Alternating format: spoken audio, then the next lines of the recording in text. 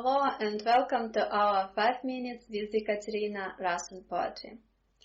Our poetess for today is Irina Ratushinskaya. The idea of telling about her came from my Twitter. We were just chatting with my Twitter friend Richard, and he told me, by the way, I also like Russian poetry, and two of my favorite poets are Evgeny Yevtushenko and Irina Ratushinskaya. Since I decided to make the channel more gender balanced, I thought that it would be a great idea to tell you more about Irina Ratushinskaya.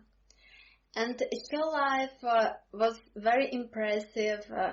It is one of the examples of people I cannot understand.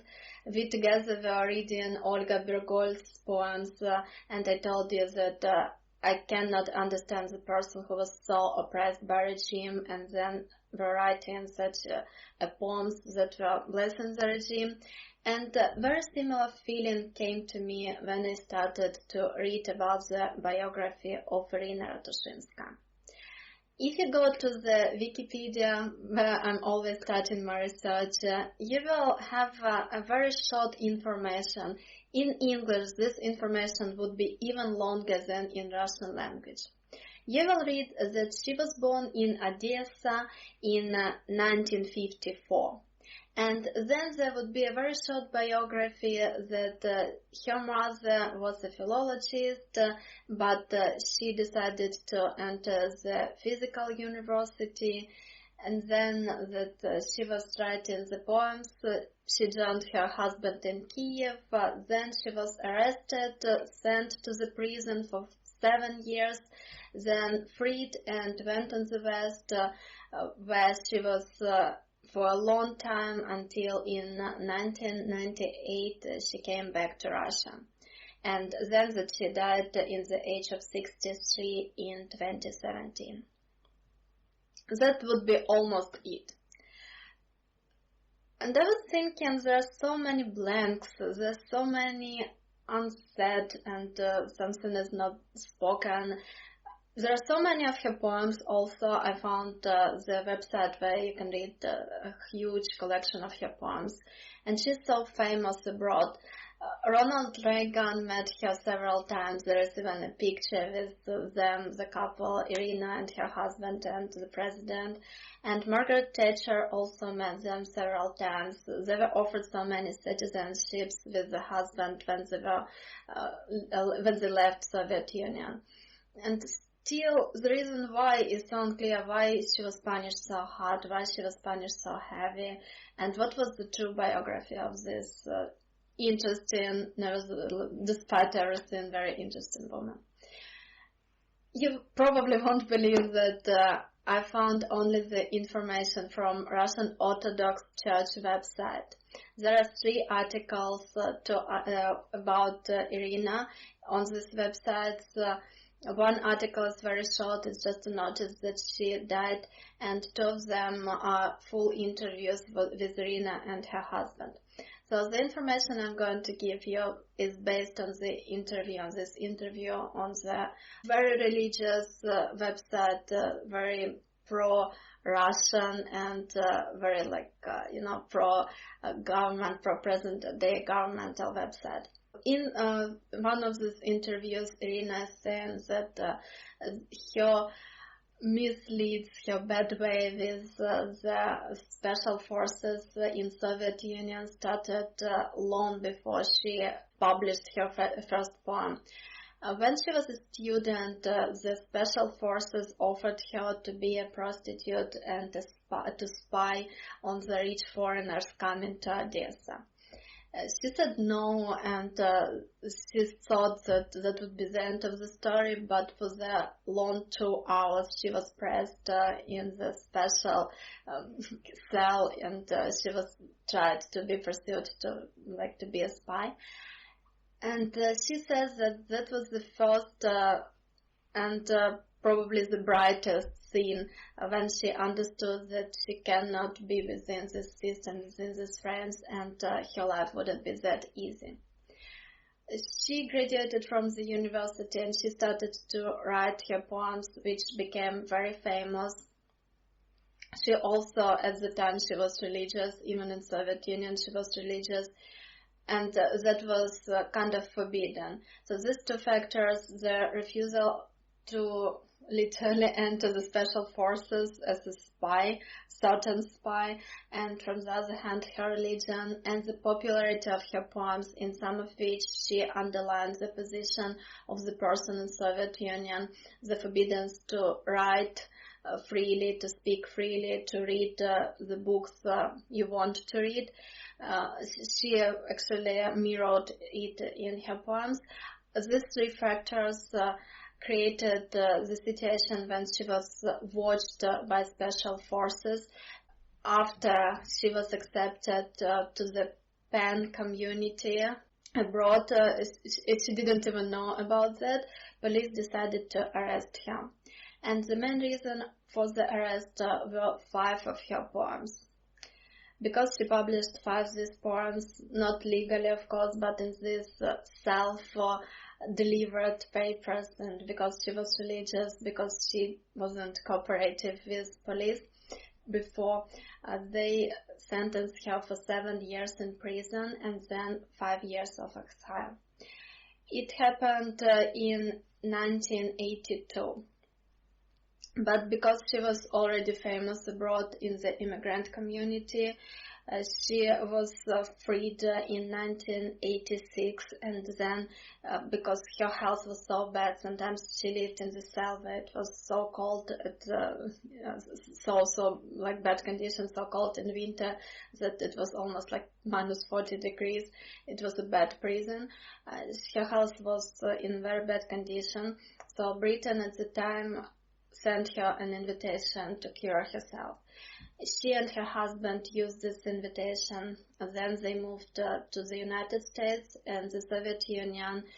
They cancelled her Soviet citizenship. During the time, the Ronald Reagan offered the couple to become the citizens of United States, but because they were afraid of the war that might happen between Soviet Union and United States, they didn't want to participate on the enemy's side, and they didn't want to go opposite of Soviet Union. They said no.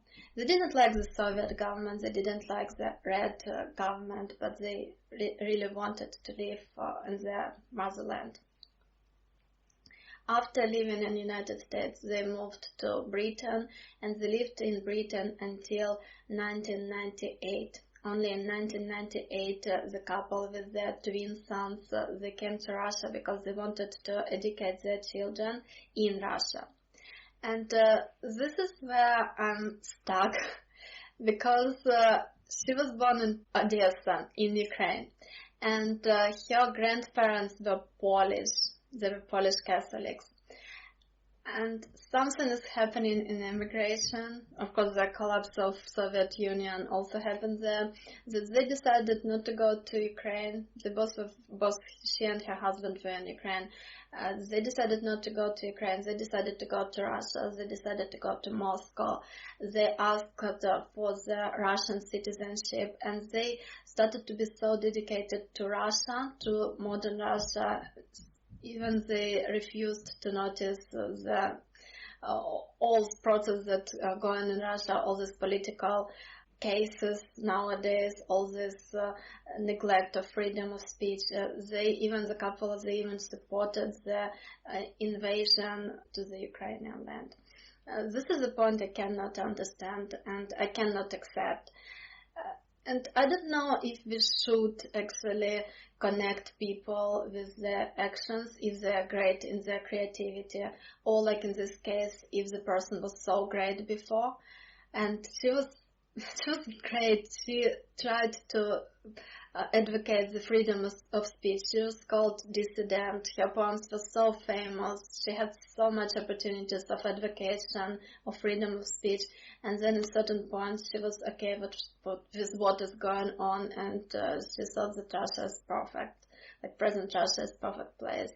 Maybe it was somebody who was just wanted to live peacefully and who wanted some ideal word to happen, and she just accepted it in her mind and she didn't want to struggle anymore. Anyway, I don't know. And tell me what you think. Maybe you have better understanding of it. Maybe you read something more. Maybe you will have an idea how can it possibly be. And also tell me if you think that some kind of crime or some kind of changing in mind can neglect or can just cross the previous achievements and the previous huge work that person did. Anyway, I don't have the answer for this question. Maybe it will help me. Let's just read the poems for which probably she was sentenced. One of the poems is called Motherland, and I think that it was one of the poems that she was sentenced for. I didn't find the list of 5 poems which were literally listed in her sentence, but this one seems to criticize the Soviet government at the time. And the other one, it will be very nice and good. Please, if you like the channel, don't forget about your likes and subscribe for it. There's a button to subscribe. It wouldn't change anything in your life, but it will definitely make me happy. So let's jump into reading. Ирина Ратушинская, Родина. Ненавистная моя Родина, нет постыдней твоих ночей, как тебе везло на юродивых, на холопов и палачей. Как плодила ты верноподданных, как усердно была губя тех некупленных и непроданных, обреченных любить тебя. Нет вины на твоих испуганных, что ж молчат твои соловьи, отчего на крестах поруганных застывают слезы твои. Как мне снятся твои распятые, как мне скоро по их пути за тебя, родную, проклятую, на такую же смерть идти.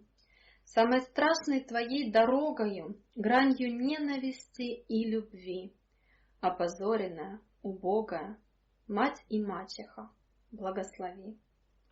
1977 год, Одесса. And the second one is called «Ну что ж весна». Ну что ж весна, улыбка обезьянки, лукавые очистки апельсинов. Портовый воздух между влажных стен. Нам ворожат печальные цыганки, и мы во сне вдыхаем, обессилев, предчувствие дождей и перемен. Ну что ж, пора. 1979 год, Одесса. That's it. That were our poems for today. Please don't forget to leave your comment. What do you think? What do you think about the story? What do you think about the poems themselves? And if you have your favorite poets, let me know. Maybe we can read them together in the next episodes, and also we can discuss their biography. If you like this channel, please consider supporting me on Patreon. All support of my patrons matters so much for me, because that's how I know that I'm making the difference and you do really like watching my videos. So thank you so much for those who are already supporting me. If you cannot support me right now, please subscribe there. You can just subscribe on Patreon and have notifications. Or you can also follow me on Twitter and Instagram. Any kind of feedback is so valuable for me. It motivates me so much to make more of this. Thank you very much for watching, and I hope to meet you very soon. Goodbye.